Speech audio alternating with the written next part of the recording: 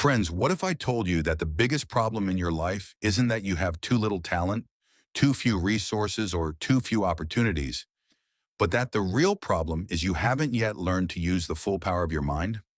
Think about it. The same mind that can take you to the heights of success can also trap you in a web of fear, doubt, distraction, and excuses. Every day, millions of people give up on their dreams, but some people, in those very same circumstances, turn the impossible into the possible. Why does this happen? Do they have some secret power? Or do they train their minds differently? Thomson's powerful book, A High-Performing Mind, lifts the veil on exactly this mystery, showing how anyone can strengthen their mind to achieve extraordinary results. In this video, you'll learn how to develop powerful discipline, how to make your goals crystal clear, how to turn failure into fuel for success, how to take action despite fear, how to defeat distractions, and how to reach that flow state where your mind delivers its highest performance. If you want to boost your productivity, sharpen your focus, take your confidence to the next level, and unlock your mind's hidden potential, then watch this video till the end, because each idea builds on the next to create a complete success blueprint for you. And if you'd like the listening library to keep bringing you life-changing lessons from books like this in a simple and engaging way, like this video now, comment Mind Performance below, and subscribe to the Listening Library channel with the bell icon on. Now get ready to awaken the true power of your mind, because the next few minutes could change your thinking and maybe your entire life. Chapter 1. Desire, Dirty Discipline, and Warrior Mentality. Imagine two people standing in front of you. Both have similar minds, similar opportunities, and both start their journey from the same place. But a few years later, one of them achieves extraordinary success while the other stays exactly where they were. Why does this happen? Most people think it's about talent, intelligence, or luck, but the truth is completely different. What really makes the difference is a person's mindset, the mindset that decides whether you give up or keep fighting in tough times. This is where a high-performing mind begins. Thomson explains that every great achievement starts with a powerful desire, a burning desire that forces you out of bed early, that makes you choose action over comfort. But desire alone isn't enough. Millions of people around the world dream big, but very few turn those dreams into reality. Why? Because there's a difficult bridge between dreams and success, and that bridge is called discipline. Here the author makes an important point. Discipline isn't always attractive. It isn't glamorous like the motivational videos you see on social media. Real discipline is often boring, working even when you don't feel like it, putting in effort even when no one's watching, pushing forward even when results aren't visible. This is dirty discipline. It doesn't look beautiful, but it's what turns ordinary people into extraordinary ones. Picture a soldier standing on a battlefield. He doesn't know what's about to happen, yet he doesn't retreat. Why? Because he has trained his mind. He has learned to accept discomfort. This is warrior mentality. It doesn't mean being fearless all the time. It means moving forward despite fear. It means dropping excuses and taking responsibility. It means creating circumstances instead of waiting for them. Everyone faces moments in life when giving up feels easier, when failures stare you in the face, when people mock you, when progress seems painfully slow.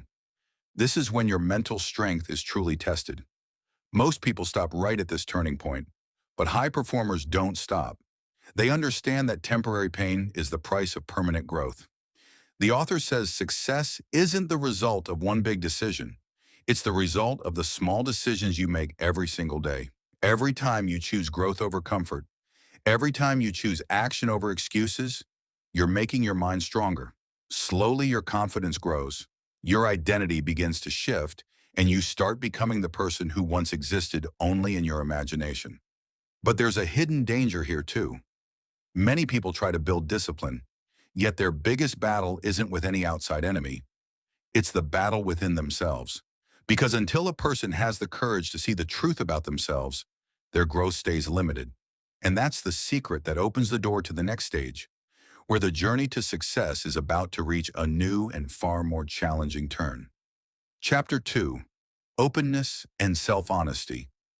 The mirror. most people avoid. Have you ever wondered why some people work hard for years and still stay stuck in the same place? They set new goals, watch motivational videos, read books, yet nothing really changes in their lives. Meanwhile, some people grow slowly but steadily. The reason usually isn't talent or intelligence. It's a skill most people avoid: self-honesty. Truthfully, the hardest thing in the world isn't understanding others, it's understanding yourself. Warrior mentality teaches you to fight, but that fight begins inside you before it ever reaches the outside world. Because until you recognize your weaknesses, you can't improve them. And this is exactly where most people fail. A person's ego convinces them that the problem isn't within them, but in their circumstances. They blame their failures on the economy, luck, family, boss, friends, or society. This feels good for a while, but this very thinking stops their growth. Andrew D. Thomson explains that the biggest quality of high performers is that they don't run from uncomfortable truths. They have the courage to see things about themselves that others ignore. If their communication is weak, they accept it. If their discipline is lacking, they don't make excuses. If their attitude is wrong, they try to change it because they know growth begins with awareness. Imagine standing in a dark room full of obstacles you can't see. You keep bumping into them and getting frustrated. Now imagine someone suddenly turns on the light. The obstacles are still there, but now you can see them, and now you have the chance to avoid or remove them. Self-honesty is exactly like that light. It doesn't create your problems, it makes them visible. An interesting fact: many psychology studies show that people with self-awareness perform better in decision-making, leadership, and personal growth. The reason is simple. Someone who understands both their strengths and weaknesses makes decisions based on reality, not imagination. And reality is always the best starting point for improvement. But self-honesty doesn't mean self-criticism, and it doesn't mean putting yourself down either. It simply means seeing yourself as you truly are, neither greater than you are, nor weaker than you are. When you accept reality, only then can you change it. Slowly, this openness teaches you to accept feedback. Criticism that once felt like an attack now becomes a tool for improvement. Mistakes that once embarrassed you now become valuable lessons. And this is the moment your mind starts evolving to a new level. But understanding yourself isn't enough on its own. Because without clear direction, all that self-awareness can go to waste. After all, if you don't know where you want to go, where will you direct your energy? And this question takes the journey to a hugely important turning point, where a powerful mind is about to find its true mission for the first time. Chapter 3. What else do you really want? Creating your master plan. Suppose you're handed a powerful car, unlimited fuel, a brilliant engine, incredible speed. But there's one problem. You have no idea where you're going. What happens then? You could drive for hours, burn a lot of energy, but end up right back where you started. Many people make exactly this mistake in life. They work hard, but they don't actually know what they truly want. When a person starts being honest with themselves, a new question arises. What do I really want? It sounds simple, but it's incredibly hard to answer, because most people don't choose their own goals. They build goals by watching society, family, friends, or social media. They chase a life that others call successful, but never feel satisfied inside. Andrew D. Thomson says the biggest strength of high performers isn't just hard work, it's clarity. They know where they want to go. They don't leave their future to accident. They consciously decide who they want to become and what kind of life they want to live. An interesting fact: research repeatedly shows that people with clear, written goals perform better than those whose goals exist only in their heads. The reason is simple. When your goal is clear, your brain automatically starts noticing opportunities. Your focus strengthens and your decisions become more powerful. But there's another challenge here. Many people do set goals, but they're so big or so vague that acting on them becomes difficult. For example, if someone says they want to be successful, what does that actually mean? Success looks different for every person. That's why the author says you need more than just a destination. You need a full map. That's your master plan. A master plan means designing your life with purpose, understanding where you want to be in the next year, what you want to become in the next 5 years, and what small step you should take today. Because big results always start with small actions. A building isn't built in a day. First comes the blueprint, then the foundation, and slowly the whole structure comes together. This is why high performers live with purpose every day. They don't wake up wondering what to do today. They already know their time, energy, and focus are moving in a clear direction. This clarity protects them from distraction. Because when you know what you want, not every opportunity looks attractive to you. But there's another truth. No matter how good your plan is, mistakes will happen along the way. Some decisions will turn out wrong, some attempts will fail, some doors will close. And this is exactly where most people abandon their dreams. But high performers do something different. They don't see failure as the end. They use it as feedback. And this mindset opens the door to the next stage. Because the real question isn't whether you'll fail. The real question is whether, when failure stands before you, you'll run from it or turn it into your greatest teacher. Chapter 4. Explore, experiment, and fail your way to excellence. For a moment, imagine if the most successful people in the world had given up after their first failure. Perhaps many great companies would never have existed. Many inventions would never have reached the world, and countless life-changing stories would never have been written. But the truth is, behind every great success story lies a long list of failures. The only difference is that some people treat failure as the end of their journey, while others turn it into their greatest teacher. Once you have clear goals and a master plan, life starts testing you. Things don't always go according to plan. Sometimes a project fails, sometimes an opportunity slips away, sometimes your hard work doesn't bring the results you expected. In such moments, most people start doubting themselves. They think maybe they aren't capable enough, maybe their dream is too big, or maybe success is only meant for lucky people. But Andrew D. Thomson says this very thinking is what keeps people average. High performers see failure differently. They don't see it as proof that they're weak. They see it as information. Every failure teaches them something. Every setback tells them what isn't working, and that knowledge moves them forward. In fact, failure often offers more valuable lessons than success, because success can sometimes make us overconfident, while failure shows us reality. An interesting fact: Thomas Edison ran thousands of experiments before inventing the electric bulb. When asked if he felt discouraged by failing so many times, he said he hadn't failed. He had simply found thousands of ways that didn't work. This is the mindset that sets extraordinary people apart. They don't take failure personally, they see it as part of the process. The author explains that excellence isn't born from one perfect decision. Excellence is born from continuous experimentation. When you try new things, work on new ideas, and take calculated risks, you expand your limits. If you always stay in your safe zone, you'll never know how much potential you truly have. But here's a big problem. Our brain naturally wants to avoid failure. It doesn't like rejection, criticism, or uncertainty, so it convinces us to stay in our comfort zone, telling us not to take risks, not to try, asking, "What if you fail?" But that comfort zone slowly becomes an invisible prison. Everything looks safe on the outside, but growth has stopped on the inside. High performers understand this trap. They know temporary discomfort is the price of long-term growth, so they take action. They try, they make mistakes, then they learn, then they get better. This cycle keeps carrying them forward. Every experiment makes them smarter. Every setback strengthens their mental resilience. Slowly, they come to understand a powerful truth. The biggest failure in life isn't falling. The biggest failure is giving up on trying. And once this understanding settles within you, you stop fearing obstacles. But the journey isn't over yet, because learning from failure is important.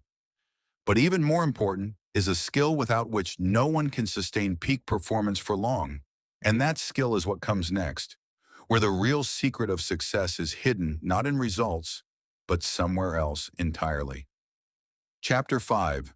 The process, not the outcome. The hidden secret of peak performance. Imagine two people climbing the same mountain. Both have the same goal, reaching the summit. But the first person keeps looking up every few minutes, wondering why he hasn't reached the top yet. The other person focuses only on the next step. He just keeps climbing, slowly and steadily. Now think about which of the two will actually reach the summit. In most cases, it's the person who focuses on the process, not the outcome. This might sound strange because we're raised to think about results. Good grades, promotions, growing a business, earning money. We always look at the destination. But Andrew D. Thomson explains that the biggest secret of extraordinary performance lies not in the destination, but in the journey. High performers keep their attention on the daily actions that slowly move them closer to their goal. The problem starts when we focus only on outcomes. When results don't come quickly, frustration builds, motivation drops, doubt creeps in, and people start thinking their effort is going to waste. But the truth is, big success often stays invisible for a long time. Nothing seems to be changing on the outside, but growth is constantly happening on the inside. This same principle exists in nature. Take the example of bamboo. When it's planted, very little visible growth appears above ground for years. But during that time, its roots are spreading underground. Then at some point, it suddenly starts shooting upward rapidly. People think it happened overnight, but behind it lies years of unseen growth. Human success often works the same way. High performers understand this reality, so they make patience their strength. They know their control lies in the process, not the outcome. They focus on giving their best every day. They focus on consistency because they know that when the right actions are repeated consistently, results eventually show up on their own. An interesting fact: many elite athletes and world-class performers think less about winning competitions and more about their daily routines, training habits, and preparation, because they know that if the process is right, the outcome will naturally improve. This mindset reduces pressure and improves performance. There's another hidden benefit here too. When you learn to love the process, your happiness stops depending on the future. You're no longer just waiting for a goal to be achieved. You start enjoying daily progress. Every small improvement gives you energy. Every small step makes you stronger. This is the stage where your mind starts to mature. You stop looking for shortcuts. You stop chasing overnight success. You understand that greatness isn't an event, it's a process. But no matter how strong your process is, one thing will always stand in the way.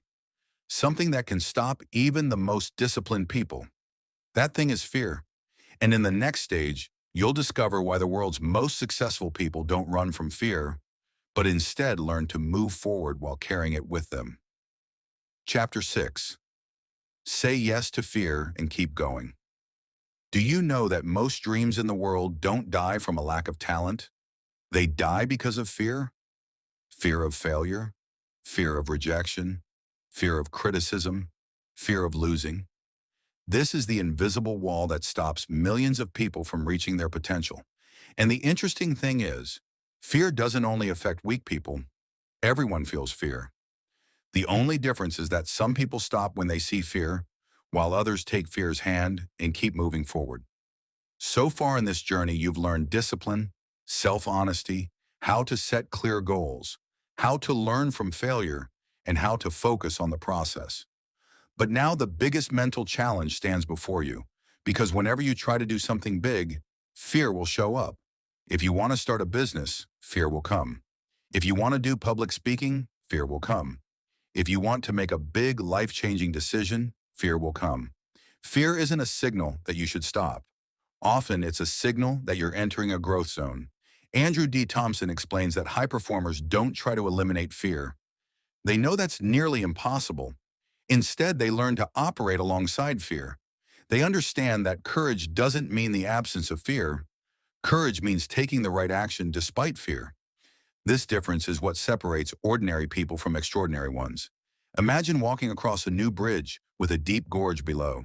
Your heart is racing, and your mind keeps giving you reasons to turn back. But with every step, your confidence grows. After a while, the same bridge that once looked terrifying starts to feel manageable. Fear works exactly the same way in life. Until you face it, it looks huge. But as you take action, it starts shrinking. An interesting fact: according to neuroscience, when we repeatedly face a fear, our brain gradually starts perceiving it as less threatening. In other words, confidence comes after action, not before it. This is the mistake many people make. They think confidence will come first and then they'll take action. But reality works the opposite way. Action comes first and confidence follows. High performers understand another powerful principle. They don't see fear as an enemy, they see it as feedback. If something scares you a little, that thing might be exactly what you need for growth, because improvement inside the comfort zone is limited. Real transformation almost always happens outside the comfort zone. But fear has another dangerous form too. It doesn't always shout loudly. Sometimes it's just a quiet voice in your ear saying, "Not now, try later." Try. And this is where procrastination begins. Slowly, days turn into weeks, and weeks turn into years. The dream is still there, but the person never moves forward. This is why the author says, when fear comes, don't treat it as a stop sign. Treat it as a direction sign. Because often the thing you fear the most is exactly where your next level of growth is hiding. And once you learn to take action, despite fear again and again, a new strength is born within you. A strength that carries you into a state where distractions disappear, performance reaches its peak, and your mind starts operating at its highest capacity. And that mysterious state is what we'll talk about next. Chapter 7. Performing at our best. Entering the flow. State imagine being completely absorbed in something you love doing. Time seems to stop. The noise of the outside world disappears. Your focus is so deep that every action feels natural. You're not overthinking, yet your performance is at its highest level. This is the state psychologists call flow, and according to Andrew D. Thomson, this is where a person accesses the greatest power of their mind. Throughout this journey, you've developed discipline, understood yourself, built clear direction, learned from failure, focused on process, and learned to move forward despite fear. All of this wasn't just to reach some final destination. It was preparing you for this mental state where your mind and your actions become one. Because peak performance isn't just the result of hard work, it's the result of the right mental state. In the flow state, a person is fully present in the moment. They're not thinking about past mistakes, and they're not worried about the future. Their entire attention is on the task at hand. This is why athletes, musicians, artists, entrepreneurs, and world-class performers often connect their best moments to the flow state. In that moment, they're not forcing themselves. They're simply performing. An interesting fact, psychologist Mihaly Csikszentmihalyi, who spent years researching flow, found that people often experience the most fulfilling moments of their lives when they're completely absorbed in a meaningful activity. In other words, flow doesn't just improve performance, it also increases life satisfaction. But flow isn't a magic button you can just press to activate. Certain conditions have to be created for it. First, you need clear goals. If you don't know what to do, your mind can't focus.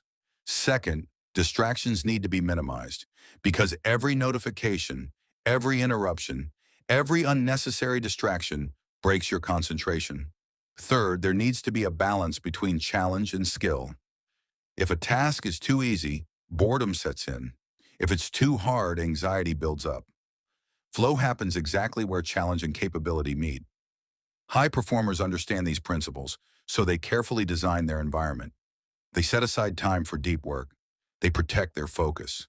They don't fall into the trap of multitasking, because research consistently shows that multitasking doesn't increase productivity. It reduces performance. Flow comes from single task focus. And here's the most powerful part. In the flow state, your mind starts working beyond its normal limits. Creativity increases, learning speeds up, confidence grows naturally. Tasks that once felt like a struggle now feel smooth. This is the state where a person catches a glimpse of their hidden potential. Ultimately, the biggest lesson of this entire journey is this: an extraordinary mind isn't born. It's built through the continuous practice of discipline, honesty, clarity, learning, patience, courage, and focus. When all these pieces come together, a high-performing mind is born. And perhaps the most important question now isn't how much potential you have. The real question is, from today, to what level do you decide to take your mind? Because your next life is waiting on your next decisions.